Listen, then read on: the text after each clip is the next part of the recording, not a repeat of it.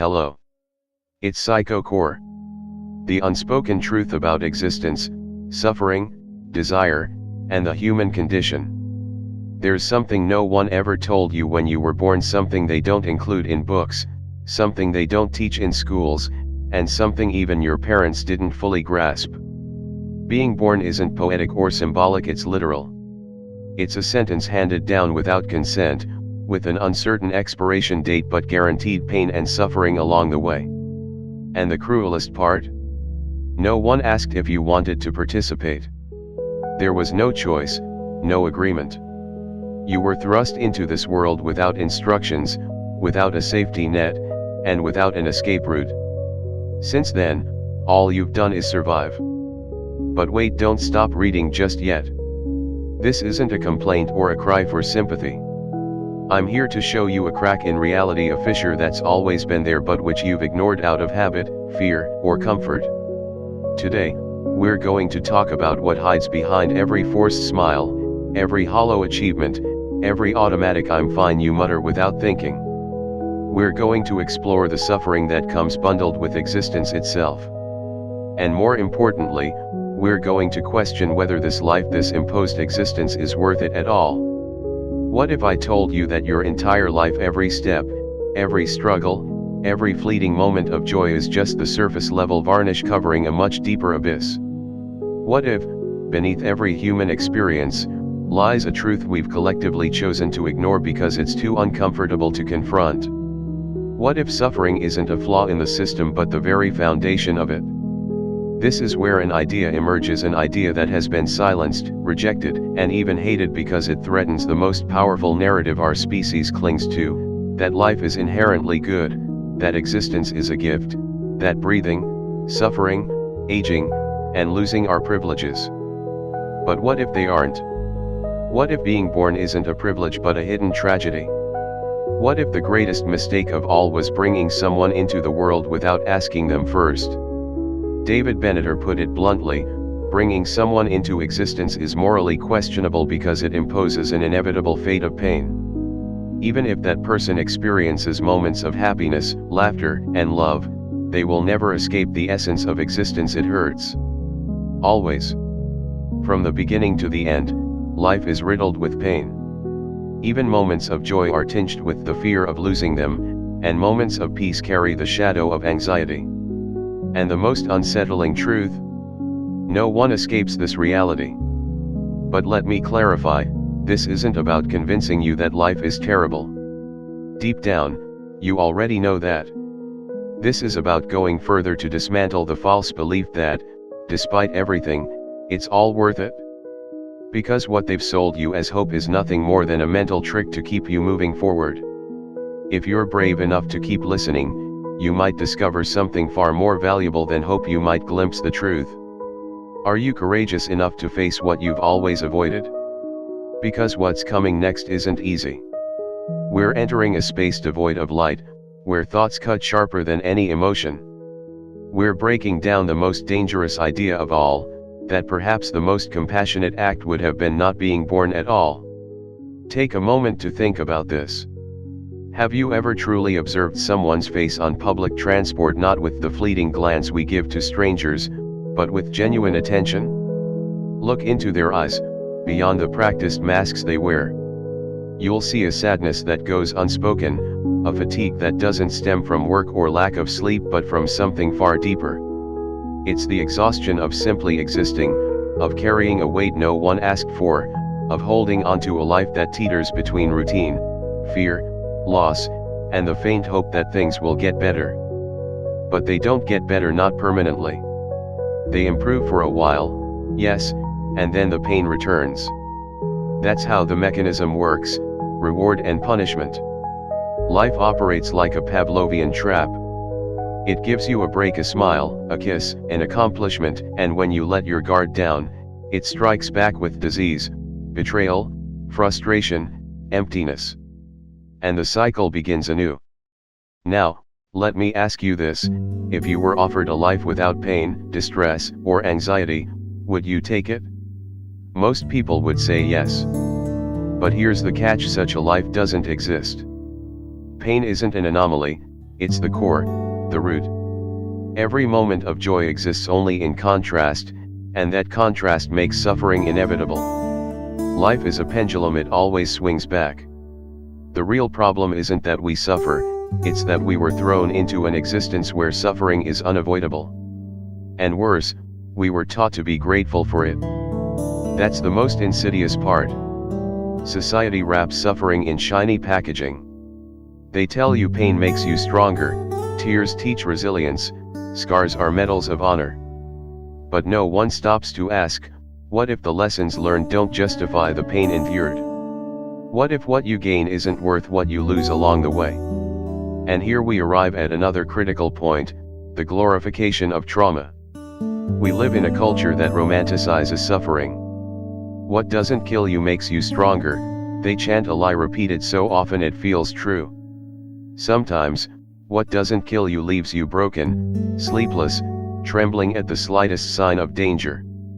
Yet, society expects you to smile, to bounce back, to act as though nothing happened. Do you know what this creates? People disconnected from themselves, unsure if what they feel is authentic or just a conditioned response. From childhood, we're taught that sadness is wrong, crying is weakness, doubt is a defect. So you grow up pretending, becoming a puppet who recites motivational phrases while falling apart inside, all to fit into an existence you never asked for. Meanwhile, the cycle perpetuates.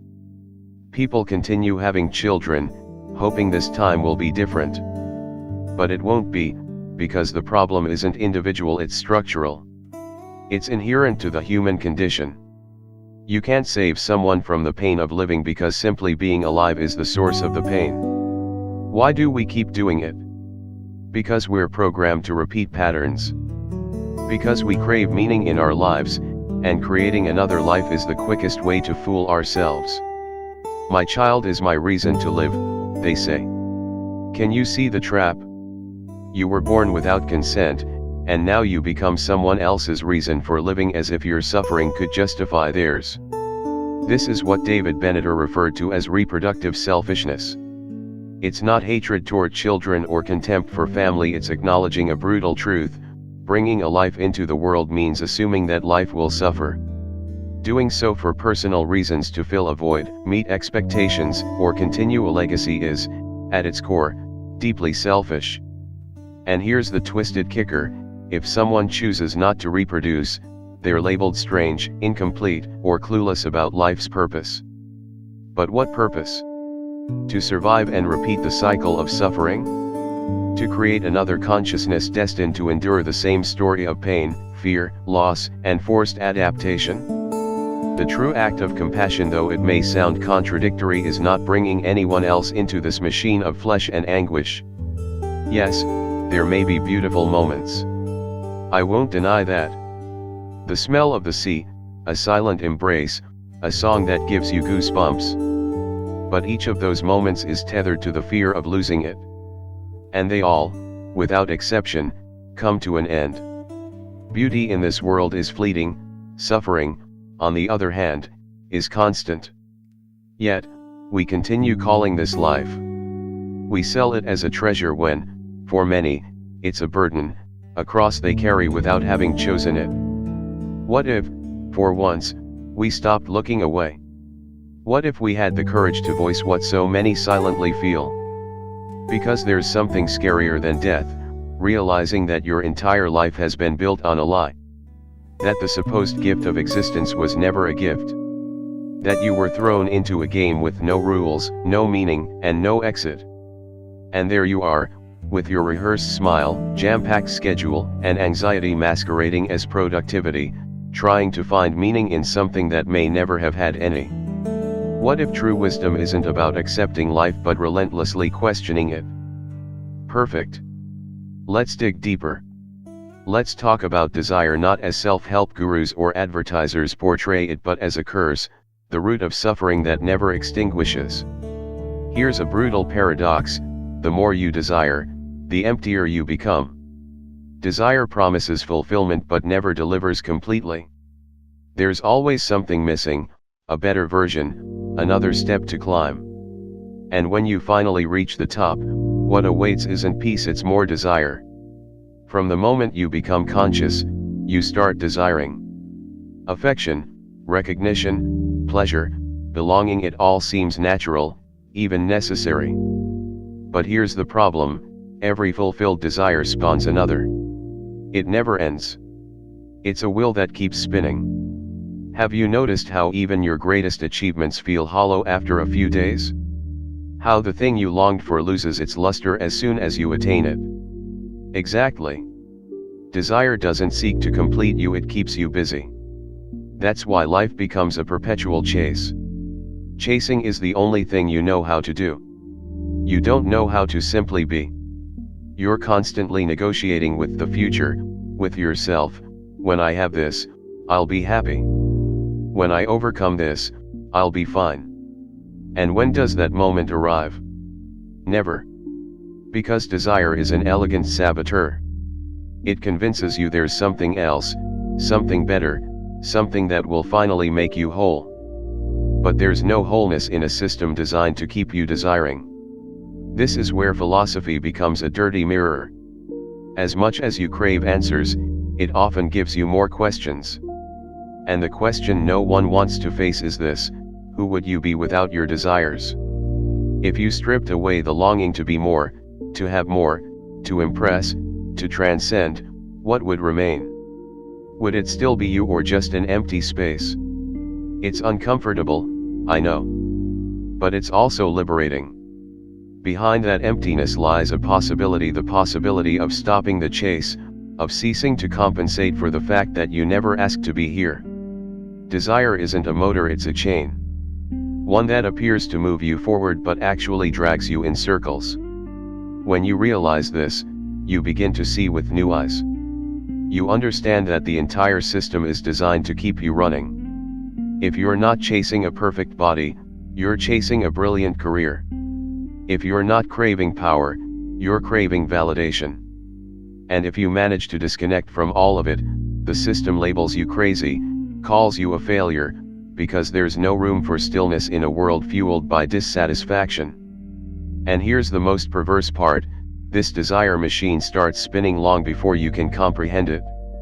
From childhood, you're conditioned to want certain things, dream specific dreams, avoid particular paths. You grow up with a script in your head that you never wrote, dictating your goals, emotions, and fears. Have you ever asked yourself if what you want is truly yours or just an echo of what someone else decided for you?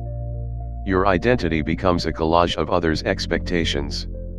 You're defined by your achievements, titles, and relationships. But strip all that away, what remains? Do you know why we're so afraid to be alone, without distractions, without goals?